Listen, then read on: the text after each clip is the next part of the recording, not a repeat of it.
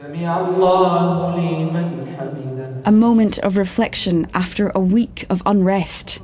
Here in Liverpool, at the oldest mosque in the UK, many still feel anxious. Racist riots rocked the country after false claims began spreading online that the perpetrator of a mass stabbing in nearby Southport last month was a Muslim immigrant. Now, one word keeps coming up here. Just paranoid. Paranoid of whoever I'm with, paranoid around, my train, my commute, even my Uber. And, that in and of itself is quite psychologically, traumatising, isn't it? Imam Adam Kelwick is trying to reassure worshippers here after mosques, immigration centres and stores owned by Muslims were targeted. There's this us and them in society. And everybody stays in their own corner and they demonise each other and they throw stones at each other.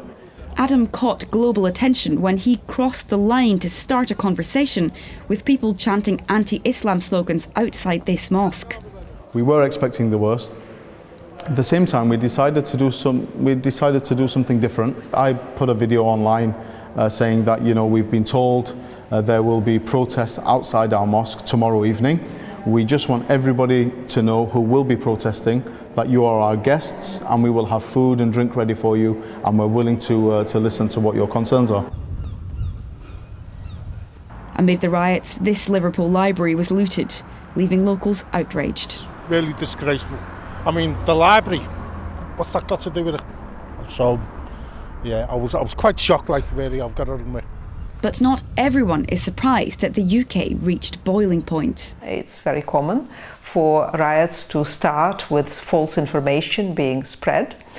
But then usually they build on some kind of more deep-seated social, maybe economic or political issues.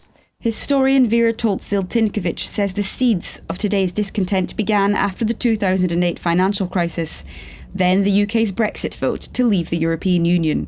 We had, during the campaign around the Brexit referendum, all sorts of mainstream, non-mainstream, mainstreamed politicians kind of blaming socioeconomic problems on migrants. It resonates with certain individuals and, particularly kind of people from left behind communities.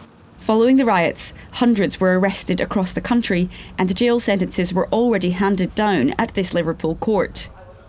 But at this nearby pub, some argue those involved weren't all extremists. The media brand anyone that has any legitimate concerns as potentially, far right. Obviously there is some people that are genuinely disappointed with the state of the country at the moment, and people need to, in positions of power, need to listen to these people instead of, basically alienating them and branding them as far right.